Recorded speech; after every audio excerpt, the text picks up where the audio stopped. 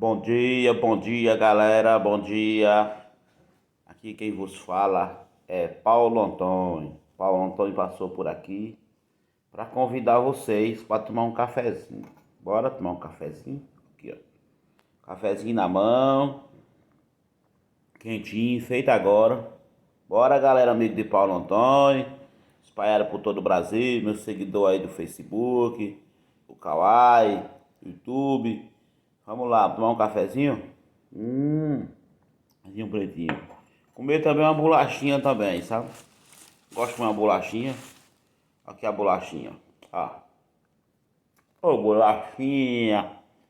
A bolachinha dessa dá pra quebrar o jejum só uma, não dá? Quando eu era menino eu ia comer bolacha, mas disse, meu filho, não coma bolacha demais não, pra deixar pros outros. Só coma 4 bolachas. Aí eu ficava triste, porque a bolacha era pequena demais, 4 bolachas não dava pra nada. Aí eu agora arrumei uma bolachinha maior, sabe? Pra comer 4 dessas, tava já o almoço, né? Valeu, galera. Fique com Deus. Vamos tomar um cafezinho, bora? Rapinho de café, ó. Daqui a pouco eu termino as bolachas aqui, ó. Valeu!